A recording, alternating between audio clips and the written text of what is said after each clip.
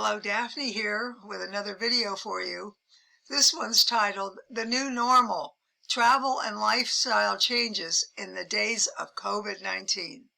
Sadly, for all of us who love to travel the world, COVID-19 has presented a whole plethora of new challenges and has changed our outlook on traveling, although for me, I don't think, unless somebody hogtied me to a post, that would keep me from traveling because I love it that much. But anyway, I have to behave myself and comply with all the new regulations and ways of traveling that are different from in the past. How about the new normal? Intrusions into our life continue. The airlines are still requiring people to wear masks. I have a feeling that masks are going to be around for a long time. I don't know how long, but my guess would be that several years from now, we're going to still see people wearing those masks. I, for one, will not be one of them, just in case you wanted to know. How about this? It's no longer a restaurant goer is no longer allowed to hold a menu in their hands. Instead, they have to use a QR code in order to pick an item from the menu. I don't know, something about that doesn't seem quite right. And it's much harder to read a menu from your cell phone than it is when you have a nice big one that's laid out right in front of you with all the delectable and delightful and delicious possibilities. Oh well. Then there is the very intimidating handheld guns that are pointed at your forehead to make sure that you do not have a temperature before entering an establishment. Wow, that's quite something. I don't like that feeling too much, but luckily I've passed the test every time one of those things have been put on my forehead. And then I think another thing that's going to be a part of the new normal is vaccine passports. We're going to have those in order to travel freely. And for those people who don't want to take the vaccine or don't think it is effective, which in a lot of cases it's not, and friends of mine have even caught COVID the minute they were injected with the vaccine. I think there's a lot of questions about it, but who knows? We're going to have to comply with government regulations if we want to travel, whether we like it or not. And this gal doesn't like it too much. I'm letting you in on a secret there. And of course, during the pandemic, there have been real big hot sellers like all forms of disinfectant. We spray counters and wipe them off. We use disinfectants on our hand. We use gloves to pick up things. We do anything possible not to touch surfaces that have been used for multiple different reasons. And I can tell you one thing that is very, very, one of the most dirtiest public things of all are handrails and escalator rails. I never put my hands down on an escalator rail, and I rarely ever put my hand down on a staircase railing. You never know who's had their hands on there. Another thing that's going to change, I believe, in the age of COVID is the fact that a lot of people are going to opt for a doctor's visit over the internet instead of going into the office.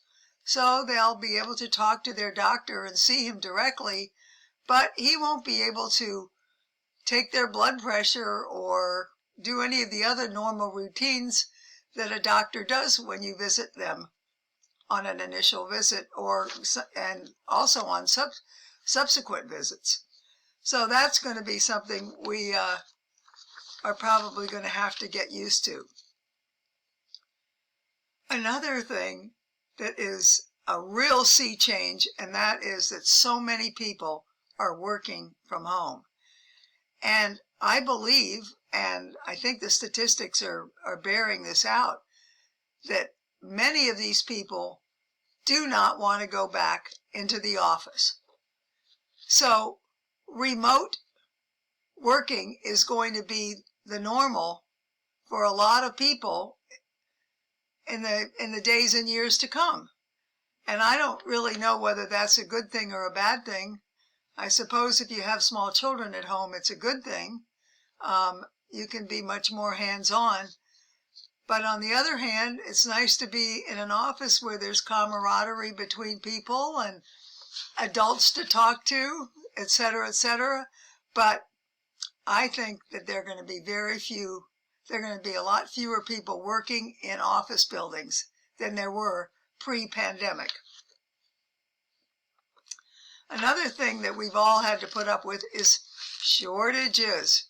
The first shortage was toilet paper, but there have been many shortages on the grocery shelves since then. It amazes me how many things we got very used to being able to walk into any grocery store anywhere, picking up exactly what we want. The shelves were always chock-a-block full, and we never had to worry about them being out of anything. But now, in these months since COVID, it never ceases to amaze me what they're out of. One store we went into recently was out of soup. Another one was completely out of water. So that meant another trip to another place to see if they had the item that I was looking for. And usually they did. But the days of maybe one-stop shopping, maybe they're over. Who knows? Oh, and if this isn't the ultimate. If all of the above that I've been talking about wasn't enough, how about robots? Think Singapore Airport.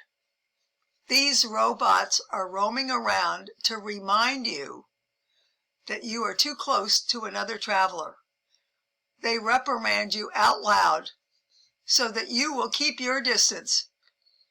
My goodness gracious, that is really, really something. I probably want to punch that robot. Well, I'm not a violent person. I don't know what I do, but I think it's a startling form of technology in the age of COVID. But I guess we're just going to have to get used to things like that.